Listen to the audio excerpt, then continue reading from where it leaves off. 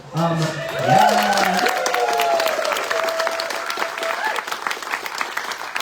We have a lot of people in the house. We've far outstripped our RSVPs, so give us just a second. We're going to bring out some more chairs, and we're going to be about 5 minutes, and we'll get started with the reading. Thank you.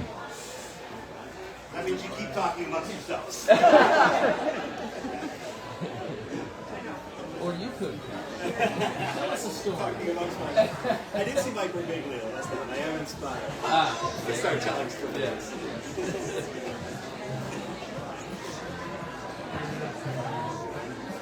So Stacy, you have. Okay. You guys gonna hang out after? Yeah, Sure. Good. Buy you a beer. I would love to. We are live. We're live. We're live. Is that Riley's? Yeah, this is. Yeah, here we are. Yes. That's right.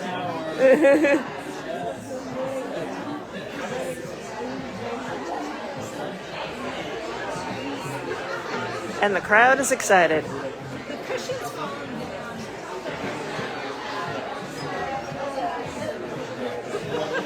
There we go.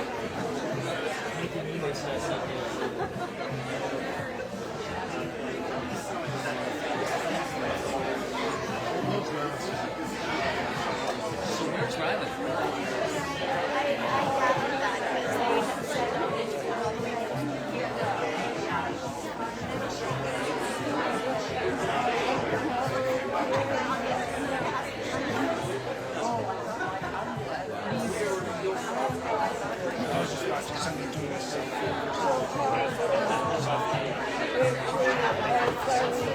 Couldn't get the right What are the stuff you put? I'm available one, so I'm asking. Paul just got it. So,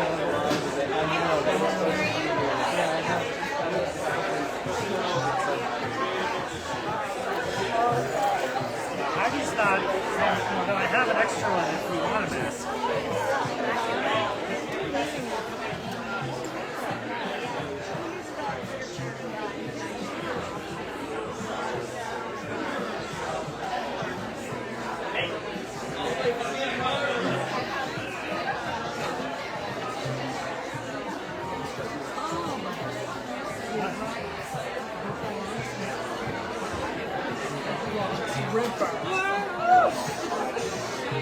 I didn't know that.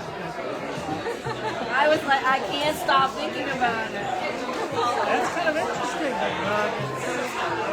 is a generalizable. I wonder if the people in Gambia had been to the Bronx. Yeah, that's right. Ah, it was called bugging around.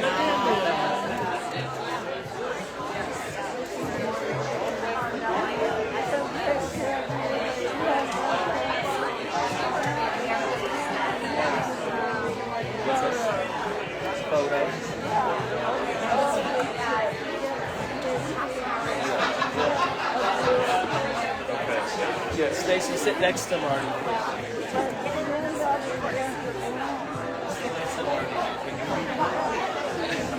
So did Riley give you that to do the live streaming?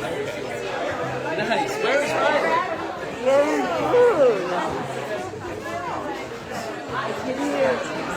Get the room. Yeah, get some fucking. Oh, I have already.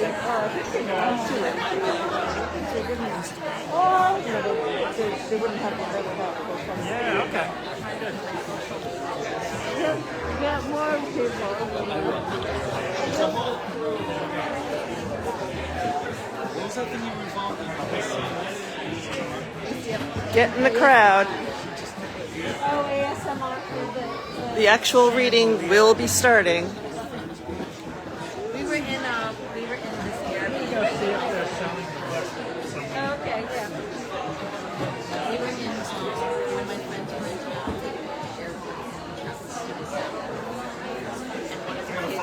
one of the kids were like, oh, let's do an ASMR video. And I'm like, what? I don't know what that is.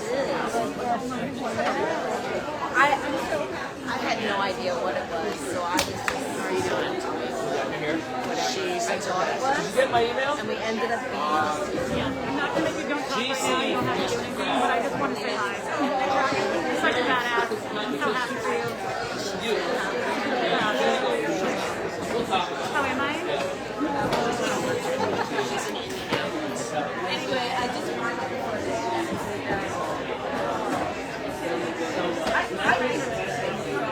I'm not sure. You too.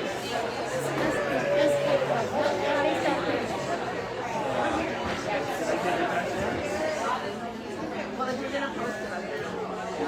No, there's no post. This is for us.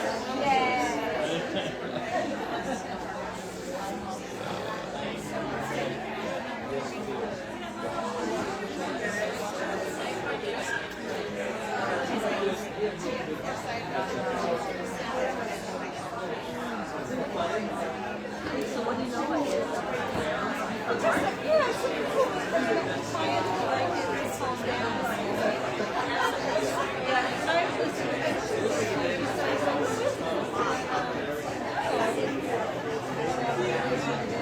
I listened to a couple after my video, and it's He's the one that's supposed to be.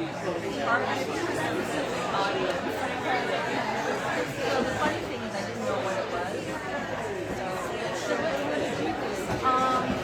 It's a studio, and I was thinking of things, and they had a lamp made out of wood. So I just ran my finger on my arm.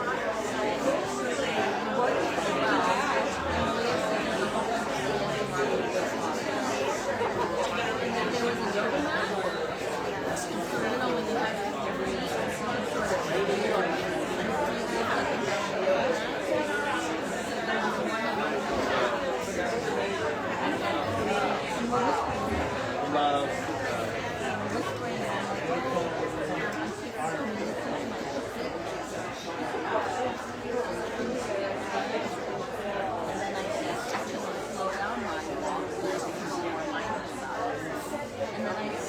Oh my gosh, now there's a Uber.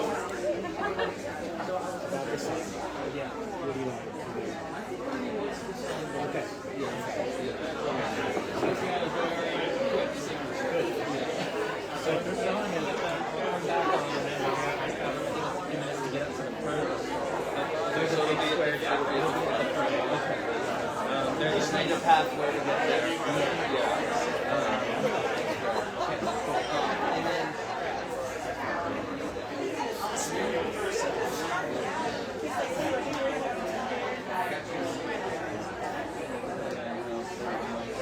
If you give me the thumbs up, and I'll bring you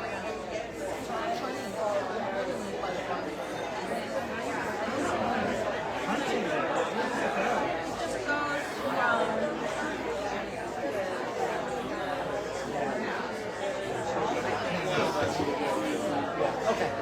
All right. Good. Okay. At the very end.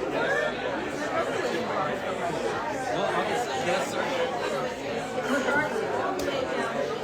All right. Well, thank you, everybody. Thank you to everybody who helped me with the chairs. We're going to go ahead and get started. My name is Ka'i. I'm a bookseller here, and thank you for visiting us here. We are on ancestral Duwamish land, and we're here to celebrate the poetry of Martha Silano.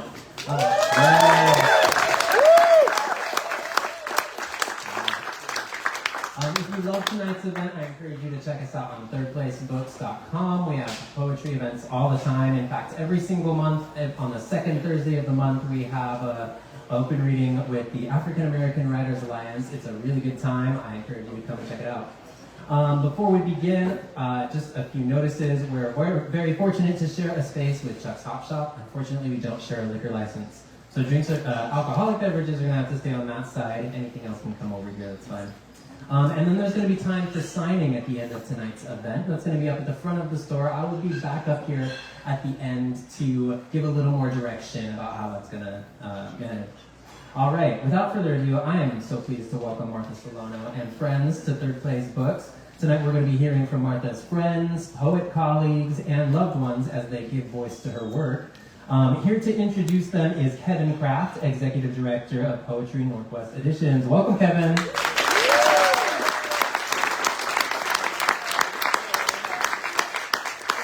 Kevin!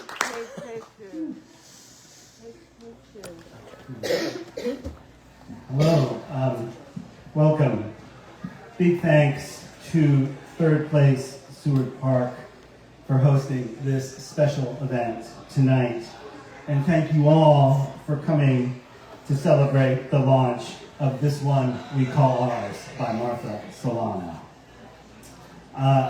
Before I begin with any other introductions, I want to also say a special thanks to our publisher, Christopher Howell from Link's House Press, who came all the way over from Spokane to be here tonight.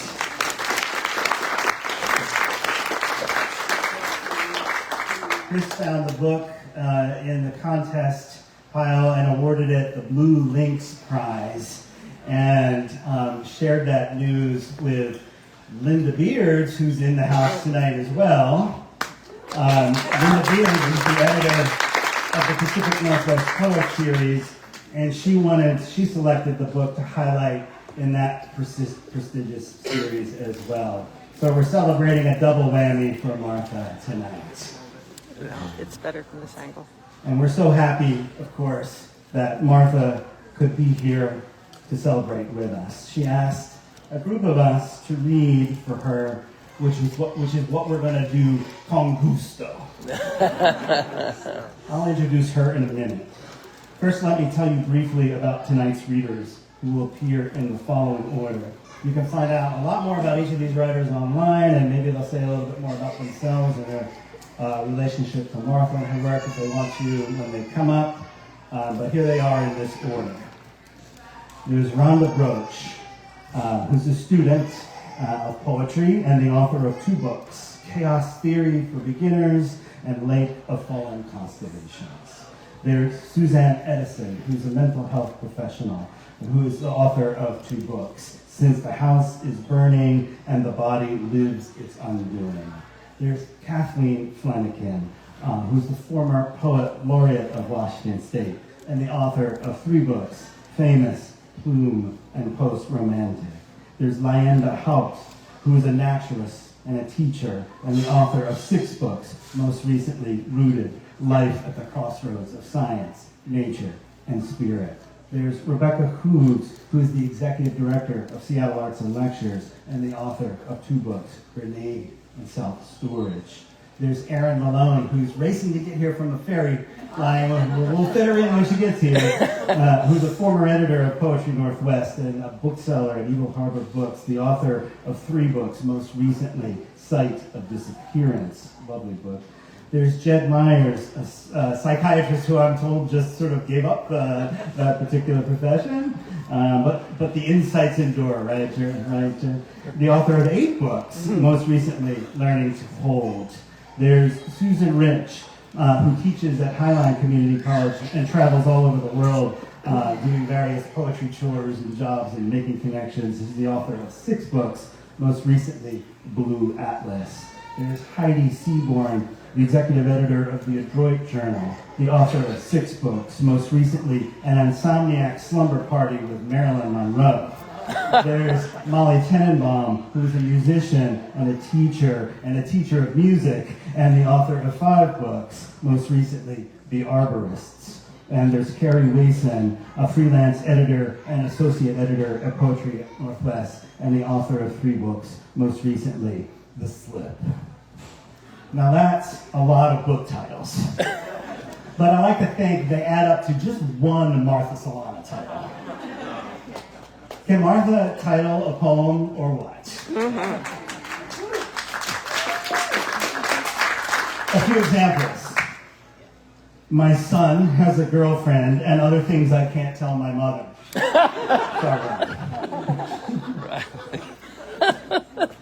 Or carry an inhaler stuck indoors with air purifiers, air quality index, apps season. Or what the rest of us call autumn. Thank God it's autumn. Finally. That's the thing about a poem by Martha Silano. You can tell right away how much she loves language, and that she loves language as much as she loves this world. And she's going to take you along for the ride and show you everything you missed while you were busy sorting laundry or fretting over dirty dishes. This one we call ours is a book of catastrophe, yes. Mourning the death of parents, a sometimes dying planet. It dwells in these core questions. What is beautiful? What is sad? What is apocalyptic? And that's another title. She means that linguistically and etymologically as much as anything else. Apocalypse, Greek for to uncover or to reveal. In that sense, this is also a book of celebration, relishing pine siskins and poppy love and everything abundant in the natural world. After all, hospice, hospital, and hospitality all share the same roots. Like Goldbarth, like Whitman, hers is a poetry of generosity, surfeit, overflow, aching in their need to embrace the whole God-forsaken world, grounded in the end in food, family, and friendship. Martha has written a book for the ages, one we can indeed call ours here in the Pacific Northwest, or stranded as we are together here on planet Earth. And this one, she's sitting right here with us tonight. This one we call ours too.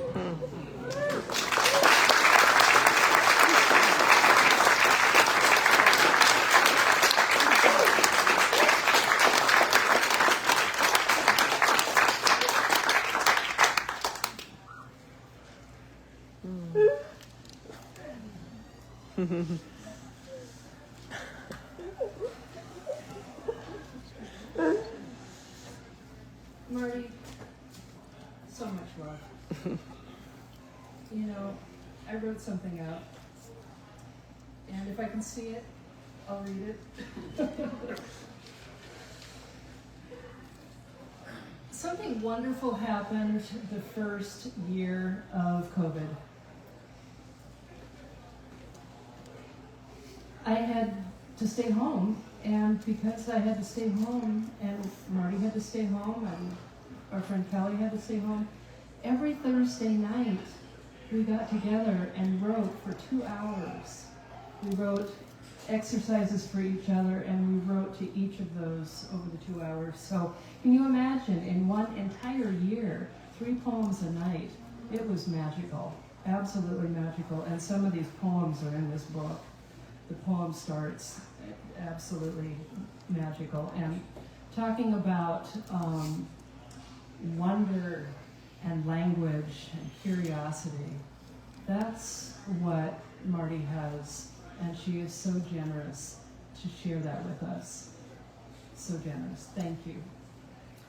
So, because I'm at the start of the alphabet, I got lucky to read the second poem in the book, which just grabbed me right away. Once. Before this lake turned the color of ripened cherries, before there was a word for weapon or distance or phone, a star finished up its nucleosynthesis, exploded its hydrogen, helium, neon, and nitrogen, its sulfur and iron, all over Cosmos Town. No one was around. No one with vision or a craving for lemons. All there was, stars, and exploding stars, seeding the universe with magnesium and carbon, with graphite and diamonds. All this, and what all else, collected into a pomegranate bulge that became our sun, that became the rocky planets and the gaseous ones, and the one that became generous, light through pines, us and our armpit glands. Us and our mother, may I? No, you may not. This was how it began, before it cooled enough for worms and flukes, way cooler than that instant when everything that would ever be became. Though it would be a while before figs and plumage, raindrops and touch. But soon we had gnawing, and soon we had fathers, falling water, and falling in love. Before long, there was work, and there was wine.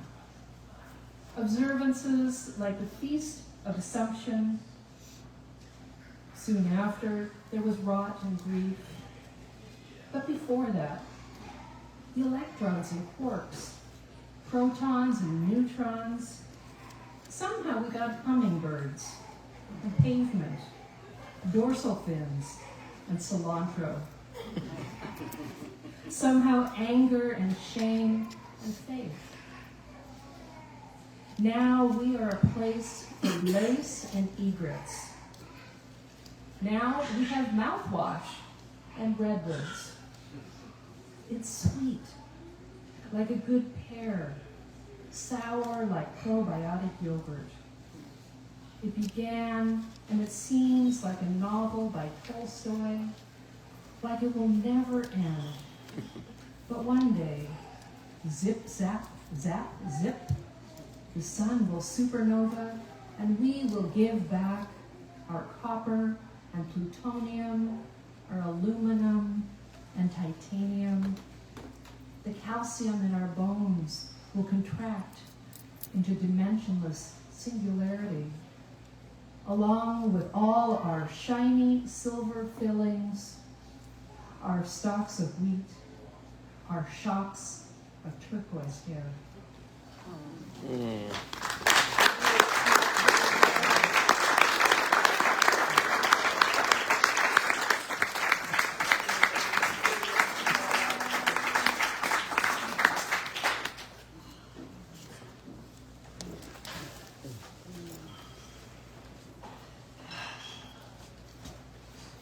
This is going to be a night of no dry eyes. I've known Martha for about 20-something years, and we first met when we both had children around the same time. Marty's first, my only.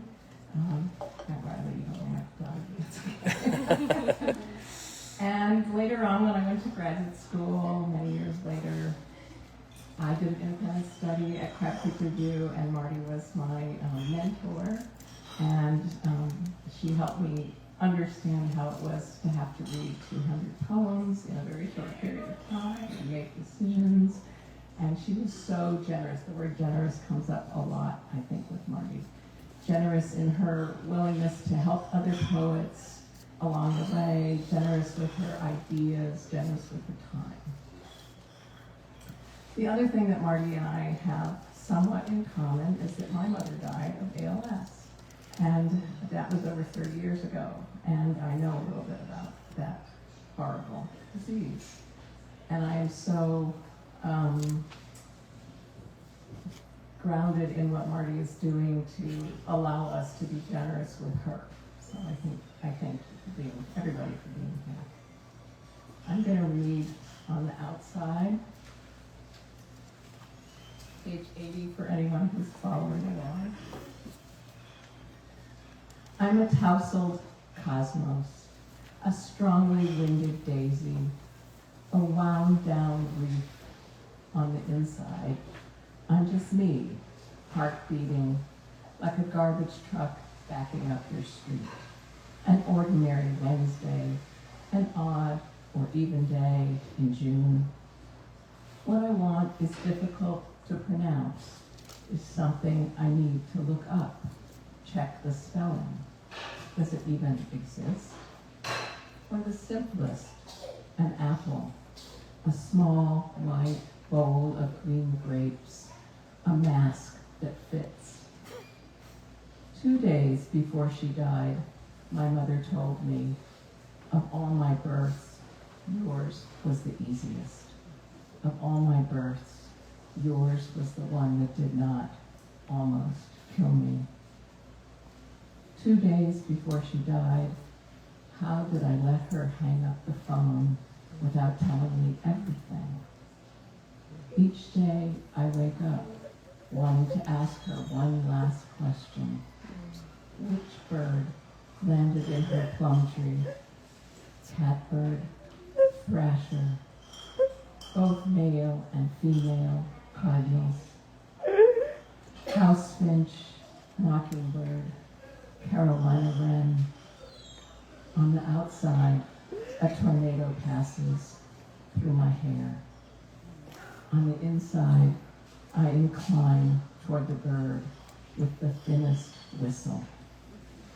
Daily, I reach for my phone to ask her for that pierogi's recipe. Every day, the daisy loses another petal, another bract. On death, I'm no expert. On death, I know less than the scale that gives it a negative infinity. It's so much love.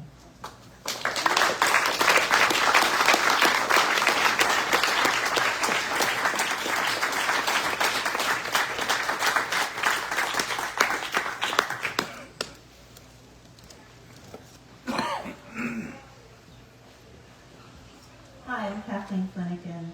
I'm so proud to be reading one of Martha Silano's poems. And I have chosen to read O Autolysis, which is on page 35, if you want to read along. There's a line in this poem that I maybe want to tell you. So the line is, rifling through the depths of the spleen, the half-finished crossword puzzles of the lymph nodes. This is a poem about the body breaking itself down. But I wanted to tell you that I was doing a New York Times crossword puzzle, and I found a Martha Silano clue embedded in the, and I have to say that's the most excited I've ever been on my iPad. It was unbelievable, and I tried to take a picture. It didn't work, but anyway, it was a high point in my crossword puzzle life. Okay. O autolysis. All it means is self-digestion, our body's microbes doing the work of undoing. All it means is the miracle of what had sustained us morphing into what's needed to reduce us to nitrogen and phosphorus, to return us to the earth where we'll make a rich soil for basil and thyme. The book says leak as cells break down, says rigor mortis, says in each gut dwells hundreds or thousands of species which after death become a thanatomicrobiome, from Thanatos, god of death, brother of Hypnos, kin to Oasis, god of suffering, and Moros, god of doom, the holy book of woe, the opposite of a heart-shaped box of chocolates, the microbes, like a rowdy mob, making their way to the liver, the heart, and brain, then everything in between. The most hallowed parts of the body, now credenza on which to put their feet up, rifle through the desks of the spleen, the half-finished crossword puzzles of the lymph nodes. I wondered how it happens, the why of exploding abdomens, and here it is. Our bodies pre-equipped with the critters who break us down from long-legged Vegas dancers to fodder for a cluster of mushrooms. Molecular death, the book called it. Full-on slippage into the soil. And what do we carry? What have we carried? Eyes that had noted the mouth-like petals of snapdragons, the sticky white pods of milkweed, hands that had gathered them into bouquets, hands that had held.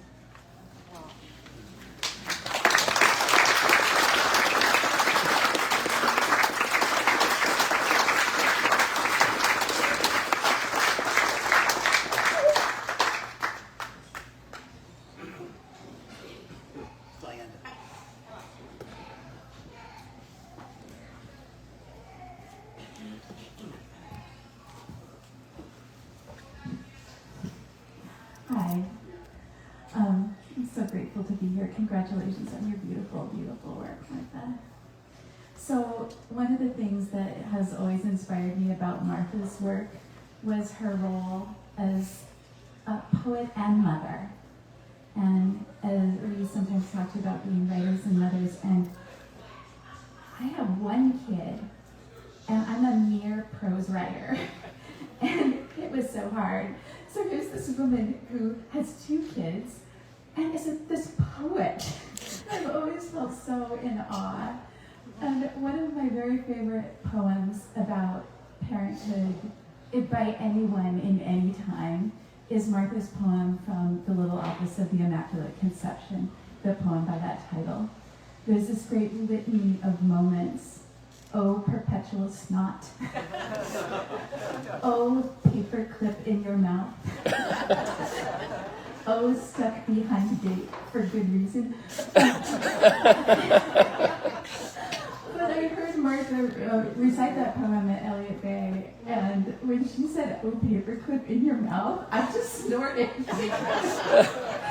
That's that moment of the parenting of like, what? Talk about the universal and the specific. I almost read that poem tonight, but I decided to read from the new book, and the shortest one. But it's a poem that does include a mother and a daughter.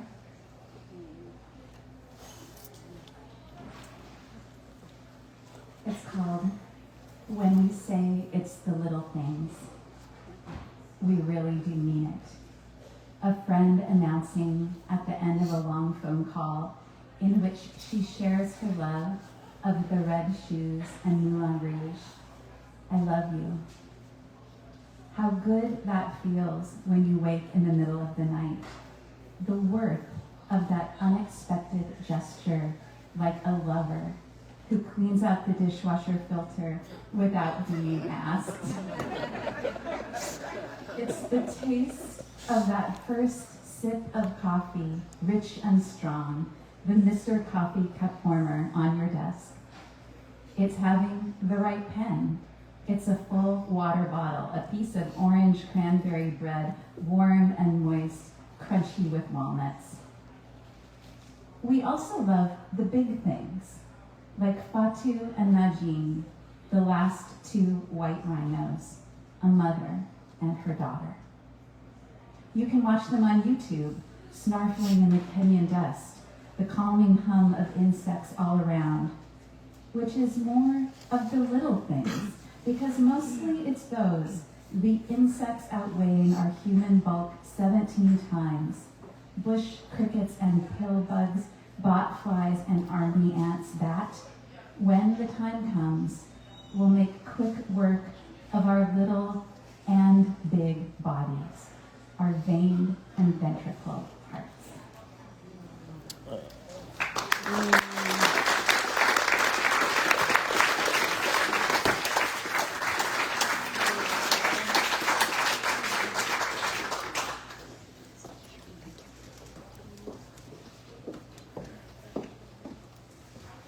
Hi everyone, I'm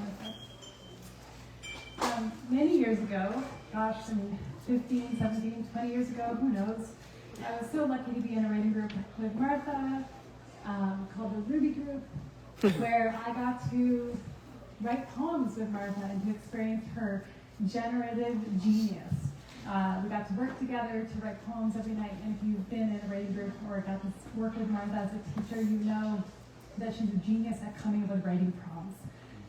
And I was lucky enough to get to do this with her. And she, when I was really such a young writer, and to get to experience what that was like, to write with her for a couple of years. So it's an honor to be here tonight. Thank you for inviting me. I'm going to read Failed Attempt at Myth-Making, which is on page 86, if you are following along.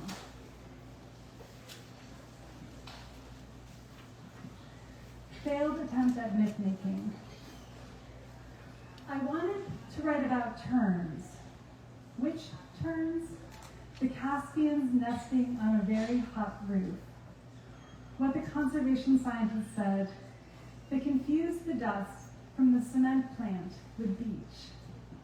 During the heat wave, the flightless chicks jumped, fell into gutters, got stuck. Some made it to the ground, but I also got stuck. I asked a friend how to write a poem about animals in pain. What if you wrote it as a short poem, 7 lines max? I'd been reading Sappho, had grief on the brain, but this wasn't a fragmented lyric situation. The newspaper said a number were 2 injured and euthanized. A number, but no number provided. The dead birds were juveniles. The friend said, maybe you could write it as an ars poetica, or just keep writing past the end. The ones that lived were treated for burns on their feet and fluid support, which I guess means water. A number, however, were not. A volunteer with Audubon said he'd never seen birds jump from their nests from such a height, but it had never been 106 in Seattle. I could bring in Hephaestus, god of fire, patron saint of craftsmen, his workshops inside a volcano. I could bring in Dante's Inferno, welcome to the city of woe, welcome to everlasting sadness, to the grave cave, you who have no hope, etc. My friend wrote, I think it has to do with imagining things have agency beyond our knowledge, which they do. They mistake our cement piles for beach, a tar-covered roof for a prime nesting site. I could mention the patron saint of animals. I could write past, so far past, when they're not, when we're not, but I won't.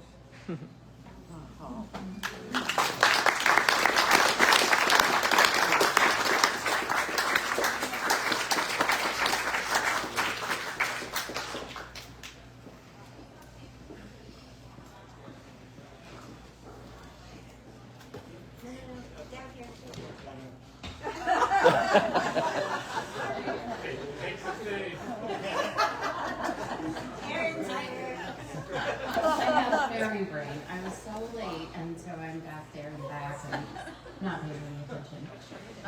Martha, I am so happy to be here tonight to celebrate you and your book, this beautiful book. And I want to just say how I know Martha. I met her more than 20 years ago, and I, like Rebecca, was in the Ruby Group. And the reason the Ruby Group got its name was that Carrie and I and someone else who was in the Ruby Group, I believe before Rebecca maybe,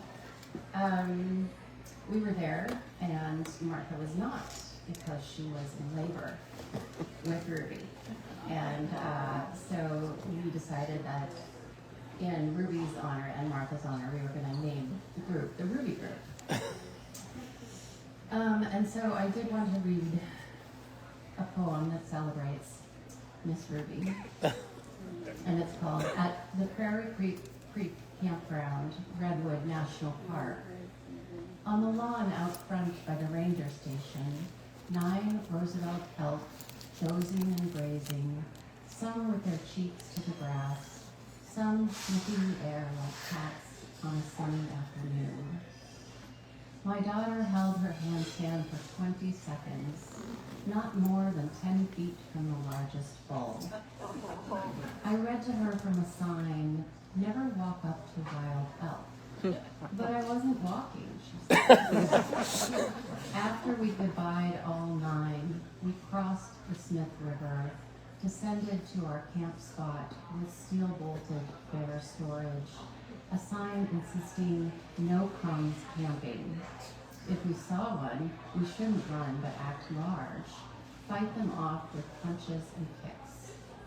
California Bay laurel, Sitka spruce, maidenhair fern, beneath the tallest living things on earth, their 12-inch bark, their tannins shielding them from insects, fungus. There had been 100 million acres of them. Looking up, I hated being the same species who chopped even one of them down. I want to read the next poem in the book as well. Martha and I both worked for a time with Rebecca at Seattle Arts and Lectures, writers in the schools, and I was also teaching during the time that is referred to in this poem. Just before 25 fourth graders crouched beneath a table to be instructed on the imperatives of silence and calm, I was teaching a lesson on haiku, sharing a photo of a frog, an example from Basho, telling them they no longer needed to count on their fingers 575, beginning to turn their attention to the world outside the classroom, to a cherry tree in full bloom, asking them to watch the petals breaking free with each small gust, to consider what the petals resembled, how the air waved, snowed. Addison wrote, "A forest is scary." Some were whispering, one was confused. One asked, "Do we have to?" And then we were quiet like the petals falling to the ground. Thank you.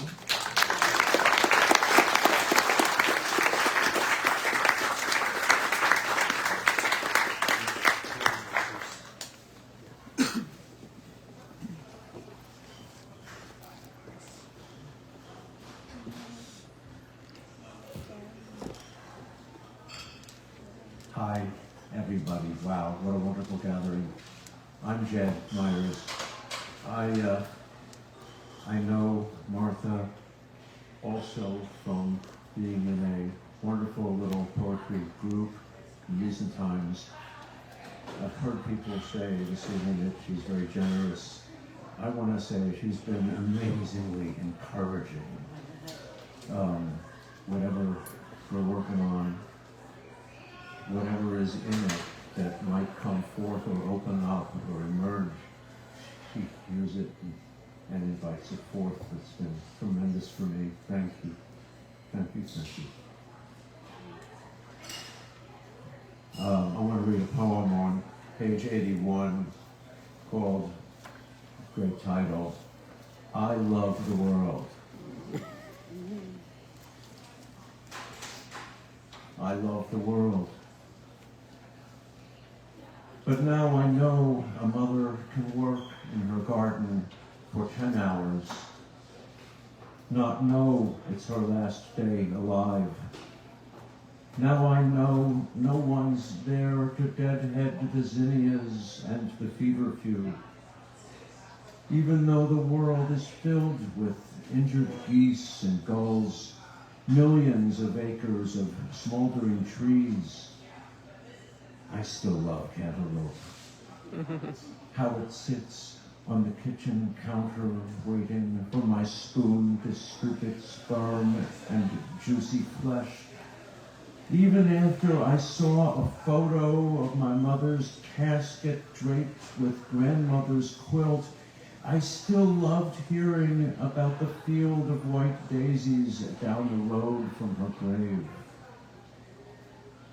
The world is both the wheat plowed under to make way for strip malls and a sunset like spilled orange juice above a gray lake. Joy resides in the mountains of styrofoam and Ziplocs, while sorrow suffuses my mother's backyard, its cardinals and finches, its hummingbird perched in a plum tree that lost all its branches in a terrible storm. Thank you.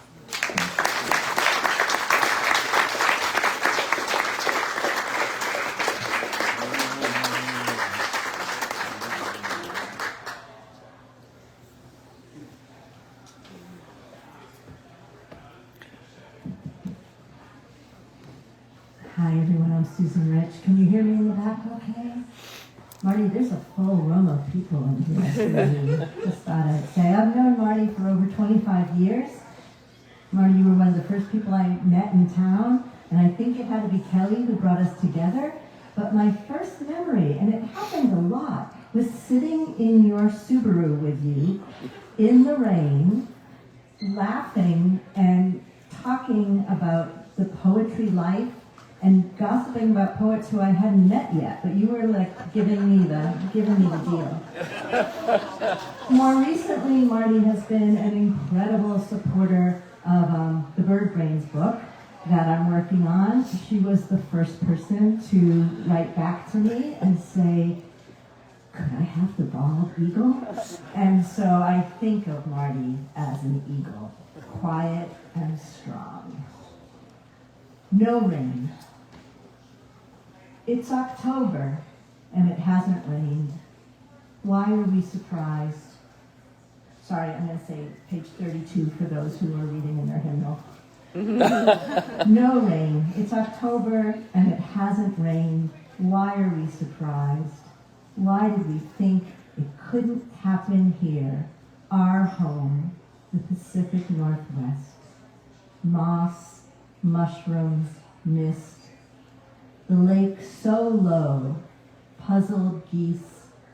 Who wants to think about it? It's October and it hasn't rained. I check my phone. Seattle, 71 smoke. I meet a friend who asks me to write a secret on a scrap of paper. He does the same, then takes out his lighter, burns what we wrote, embers floating above the lake, adding our smoke to an AQI in the red, a 13,000-acre fire, 70 miles away. The 7-day forecast? Sun, sun, part sun, part sun, sun, sun, sun. I don't want to ask, but I know. The geese honk, fly south, but it's not fall without the rain. The lake so low, exposing a sunken forest. It's October, time to plant spinach and kale. We fill the watering can, dream of picking chanterelle.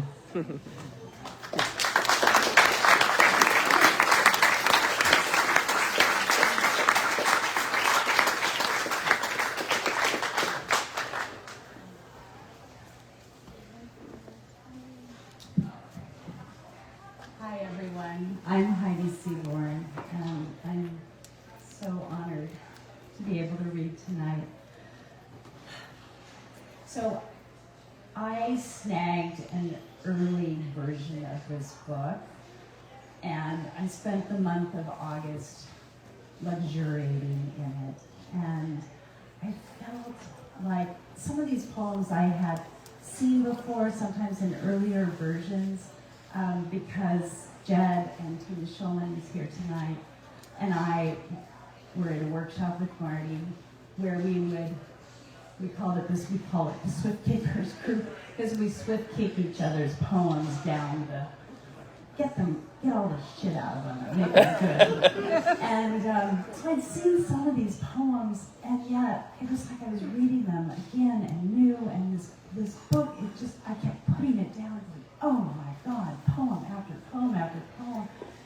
And I decided that Marty is really Mother Earth in all her beauty and love and fury. So the poem that I'm going to read is a poem that is from Mother Earth, but also from a mother. My daughter is drawn to blue flax because it's tall. Airy stems bend toward the light. Because it overtakes hillsides scorched by fire. Because the flowers you see in the morning are replaced by new ones by the next. Because if you plant it in your garden, butterflies will come. Because a farmer in Pasco who planted 80 acres said his field resembles a blue lake. Because flax is not simply a pretty flower, but can be woven into baskets. Because the seeds can be ground into grain, pressed into oil that soothes and calms.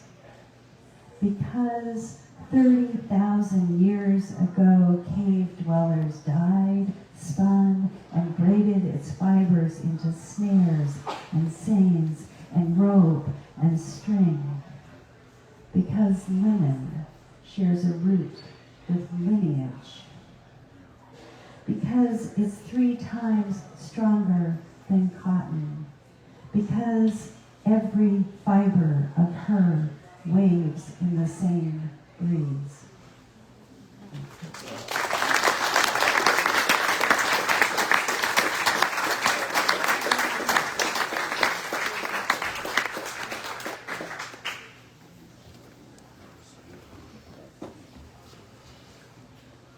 Yeah, the people go way back there. Hi. So I'm Molly Tenenbaum, and after I graduated from the MFA program a long time ago, then I didn't know any more poets, because I wasn't like connected to people. I just wrote, and I was at a reading, and there was like an open mic section afterward, and this gal was reading from an issue of Poetry Northwest and her own poem, and I had also been published in Poetry Northwest, so I thought, oh, we're connected, And she read a poem about ladybugs, I think it was ladybugs, and a moon poem also, and I went, I didn't know her. And I don't do this, I don't go meet people, but I really needed a poetry friend, and I called the University of Washington Creative Writing Program. I talked to Janie in the office there. I said, who is that person? I didn't quite catch her name. It was I didn't really catch her name, but anyway, Janie knew who it was and said, well, I can't give you her phone number, but let me call her up. And so anyway, I think you must have called me back. That's like my big poetry connection, And she's amazing. And I want to say something about the poem Rebecca read, Failed Attempt at Myth Making, because that was me. I'm the one who said make it short, 7 lines max, and I said right past the end, and I have the whole text thread on my phone, and I also saved it in my journal, and this is where one way Martha is so amazing is she totally doesn't take my advice, because I say those things because I can't bear to look, It's too painful. So I'll turn it into a myth, or I'll just make it 7 lines long. But no, she looks right at it, and there you go. What I cannot take the turns dying, but I get really excited by the Earth utterly destroyed by asteroids or supernovas. That doesn't bother me. Because it's going to be fast and everybody, It's not like the glacier melting, which is different. So I picked this poem.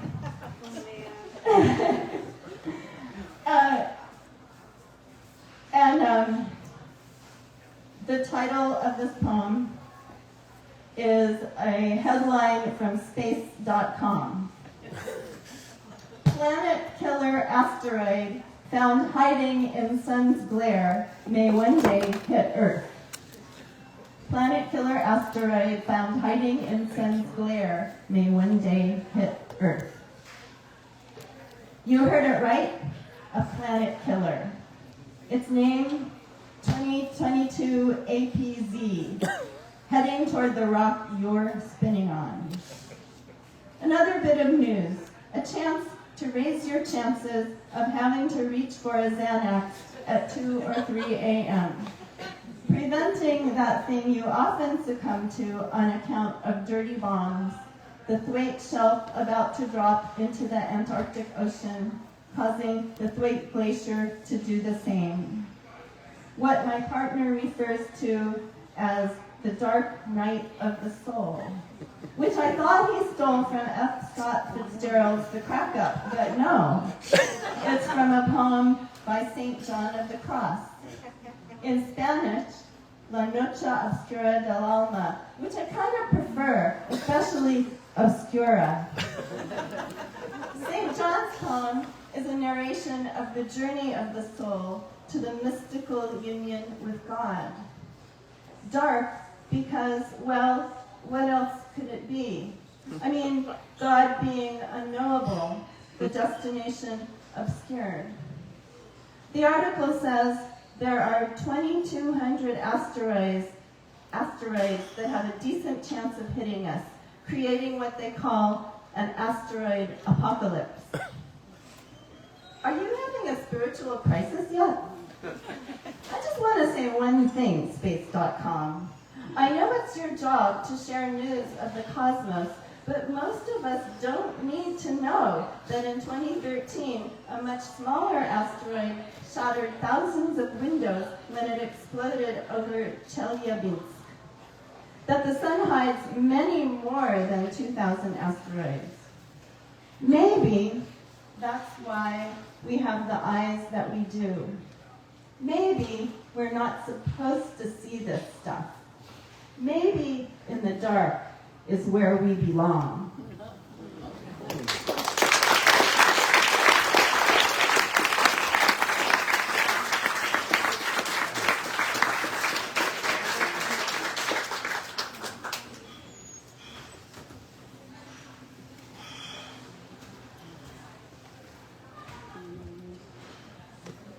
Hi, my name's Karen.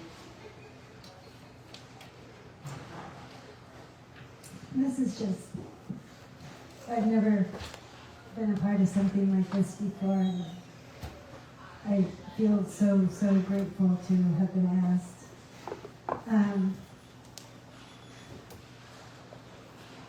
I know Martha.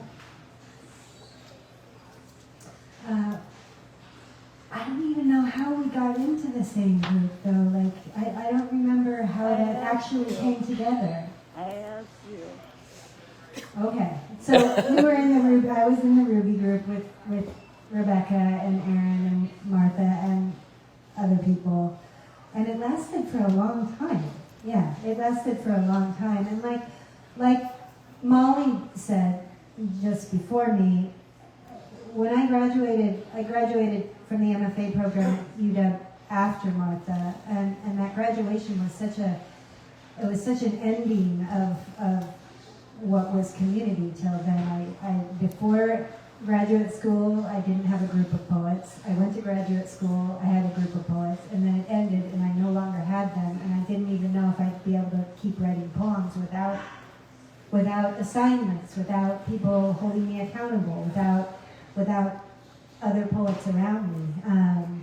Most of my class disbanded. I don't think any of them, except for myself, stayed in Seattle. Anyway, this group came along and floated me along and gave me the life that I have had ever since in poetry, and it's partially why I stayed in Seattle.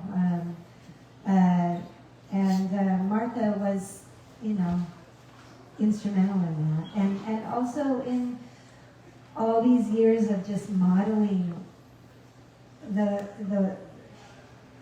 going to the desk every day, the doing of the work, the making of the poems. I've always been the person who waited for the exact right conditions and to be moved to do it. And let me tell you, when you wait to be moved to do it, it doesn't happen, but once every few years or so, you have to sit down and do it. And Martha has always modeled that. It's been a long time since I've spent time with you, and I really regret that. And I feel very grateful to be here. The poem that I'm reading takes as its title a line from Pablo Neruda's poem. The Neruda poem is called Keeping Quiet, and Martha's title. I just wanted to read the part from the Neruda poem that it comes from.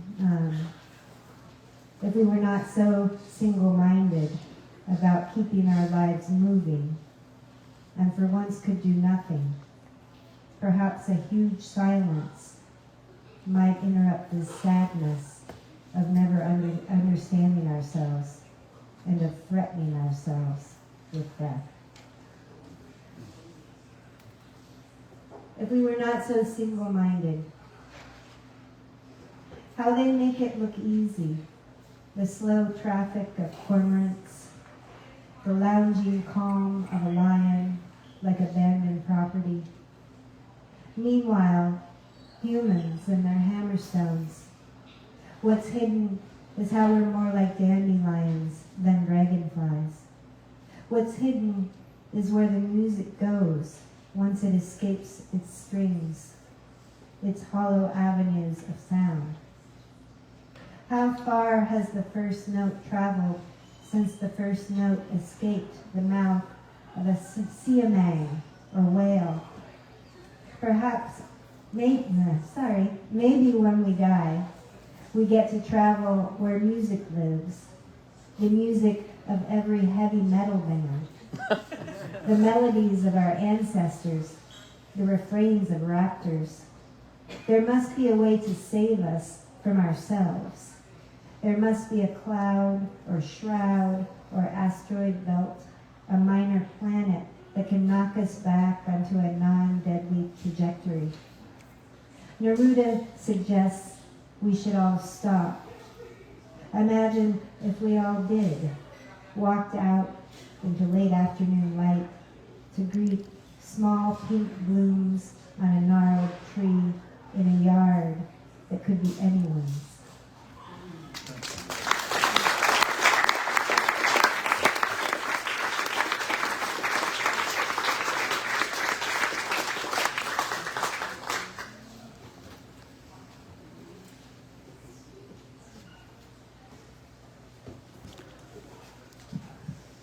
Marty, my Jersey sister.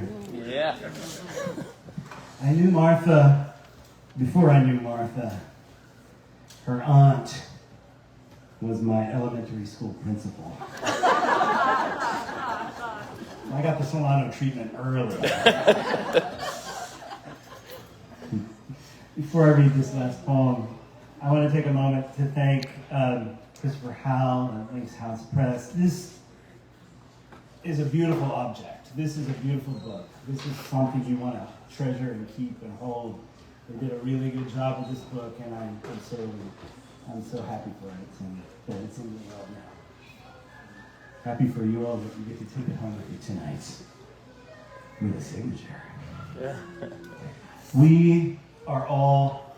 Oh wait, no, I got to do this first. I promised myself. Oh, thanks. Hey, look at you all. Oh yeah. You're beautiful. We are all magnificent. Like the tail of a fox, we are all the nothingness after a white dwarf dies. We are all the stiff wind and the slack, like eaglets, even when we feel itchy in a blue taffeta dress, even when we walk toward a hollow where a river otter once roamed. We are all a glassy lake, a few ripples, a kingfisher, and a bare tree. We say goodbye to the bleeding hearts. Welcome, poppies, the color of yolks. As the goldfinches molt from ashen to lemon, we are the lemons, the wonder of citrus. And we are the crystals inside snow, the tea leaves at the bottom of the cup. In our bones, bits of stars. We explode like spent suns, like planets dying and being reborn. We are the heron touching down in the middle of a city on a little patch of grass near West 19th, a tad stunned with the figuring out where to find fish. And when we're not fishing, we're dancing to the Beach Boys or Lana Del Rey, Snoop Dogg or Janelle Monáe. Each of us is a book of ice that was once a comet, a paperback of word cloud. Some of us live under a mossy roof, some where monsoons soak adobe brick. We're mostly hydrogen and oxygen. Sometimes we're less garbage gyre, more string quartet.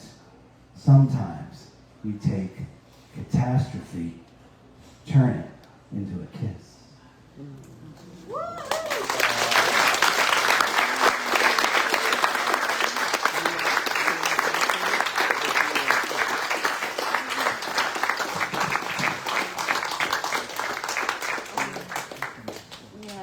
I just want to thank everyone for coming and because how this beautiful book.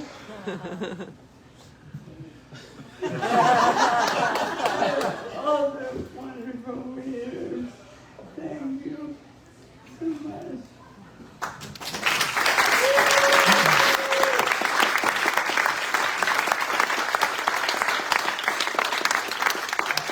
I think I speak for both of us when I say we just feel overwhelmed. Thank you all for coming tonight. We just feel a lot of love in this room.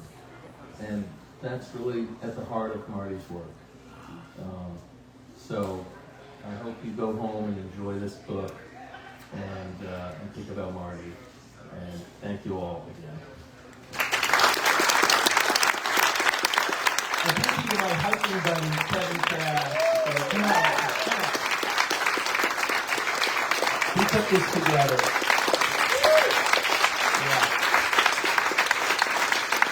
And all our amazing readers. Let's give them another hand.